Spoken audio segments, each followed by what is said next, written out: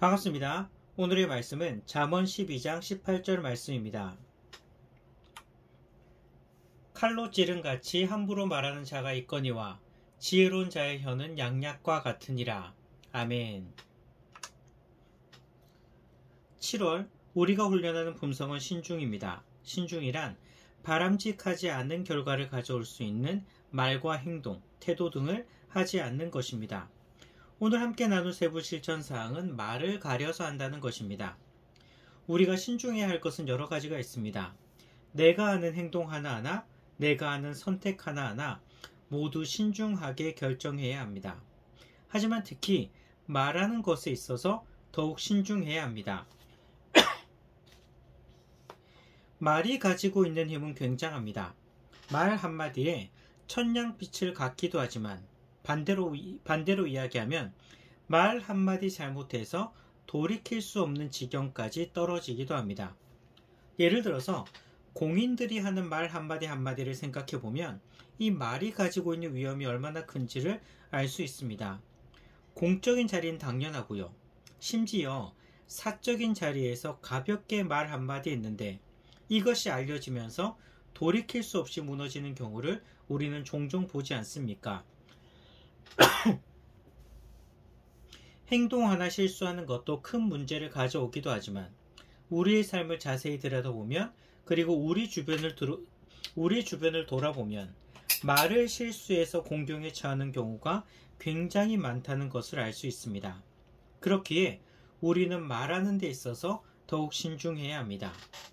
그런데 문제는 무엇일까요? 말을 안 할 수는 없다는 것입니다. 물론 사람에 따라서 말이 많은 사람 혹은 말이 별로 없는 사람의 차이는 있을 수 있습니다. 하지만 말이 많으냐 적으냐 그 차이지 아예 말을 안 하고는 살 수 없습니다. 일상적인 생활을 한다는 것은 어떤 형태로든지 이 말이라는 것을 통해서 자신의 의사를 표현할 수밖에 없는 것입니다. 그럼 어떻게 해야 할까요? 첫째, 말을 절제해야 합니다. 말을 많이 하면 실수할 수밖에 없습니다.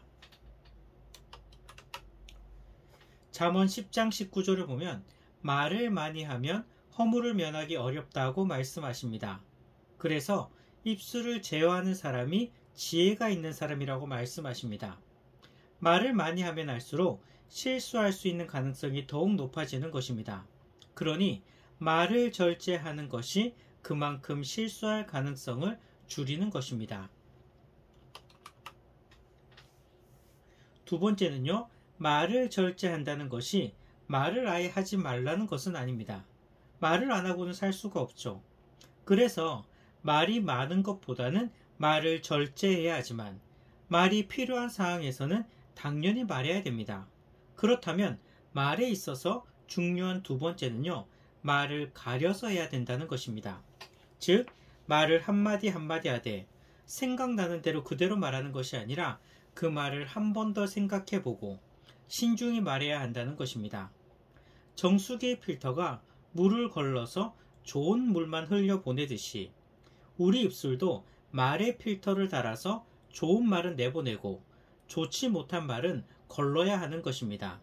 하지만 이러한 필터가 없으면 그래서 말을 거르지 않고 생각나는 대로 말하다 보면 나도 큰 위기에 처하게 되지만 상대방도 이 말 때문에 큰 상처를 받게 되는 것입니다. 오늘 본문을 보시기 바랍니다. 특별히 다른 사람과 함께 살아가는 데 있어서 말이 가지고 있는 두 가지 모습을 보여줍니다. 어떻습니까?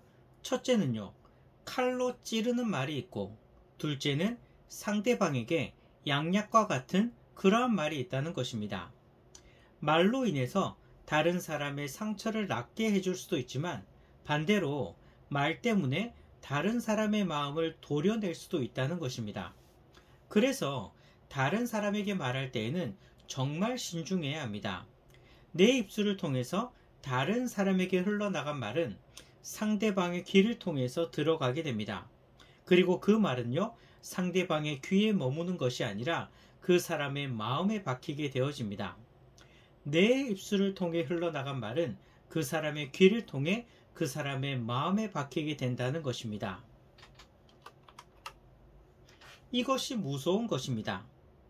만약 내가 넘어져서 상처가 생겼다고 합시다. 처음에는 상처 때문에 아플 것입니다. 하지만 시간이 지나면 어떻게 됩니까? 그 상처가 아물게 되어지고 더 이상 아프지 않게 됩니다. 몸에 생긴 상처는 이렇게 낫게 되어지면 아프지 않습니다. 하지만 마음에 생긴 상처는 그렇지 않습니다. 상대방의 말을 통해서 내 마음에 들어온 마음의 상처는 쉽게 아물지 않습니다. 가슴 깊이 박혀서 오랫동안 아픔을 주는 것입니다. 내 입을 통해 나간 말이 상대방의 귀를 거쳐서 상대방의 마음에 박힌다는 것, 정말 무서운 것입니다. 그래서 우리는 신중하고 또 신중해야 됩니다. 필터 이야기를 했습니다. 필터는요, 나쁜 것을 걸러주는 역할을 합니다. 그렇다면 이 말에 있어 필터는요, 어디에 달아야 할까요? 내 입을 통해서 상대방의 귀로 말이 들어가는데 상대방의 귀에는 필터를 달 수가 없습니다. 말을 하면 귀를 꼭꼭 막지 않는 이상 무조건 소리가 들어갑니다. 그렇다면 내 입에 필터를 달아야 하는 것입니다. 나쁜 말은 걸러내서 내 입 밖으로 나가지 않게 해야 합니다. 좋은 말만 내 입에 필터를 거쳐서 나가야 합니다. 나쁜 말은 걸러내서 내 입 밖으로 나가지 않게 하고 좋은 말만 내 입에 필터를 거쳐서 밖으로 나가게 해야 합니다. 그래서 한마디 한마디 내 입에 필터를 걸쳐서 상대방에게 전달해야 합니다. 그것이 바로 말을 가려서 하는 것입니다. 이 말씀을 꼭 드리고 싶습니다. 상대방에게 덕을 세우는 말, 상대방을 유익하게 하는 말을 하시기 바랍니다. 이런 말을 많이 합니다. 저 사람이 잘못했으니까 이런 말 해도 돼. 나는 이런 말 할 자격이 있어. 하지만 내가 그 말 할 자격이 있어도 그 사람이 잘못해도 그래서 이런 말 들을 짓을 했다고 해도 그래도 상대방이 상처받는 말, 상대방을 무너뜨리는 말은 하지 마시기 바랍니다. 오늘 말씀을 다시 봅시다. 내 말 때문에 상대방의 마음을 칼로 찌를 수 있습니다. 반대로 내 말이 상대방에게 양약같이, 보약같이 치료할 수 있습니다. 나는 과연 어떤 말을 해야 할까요?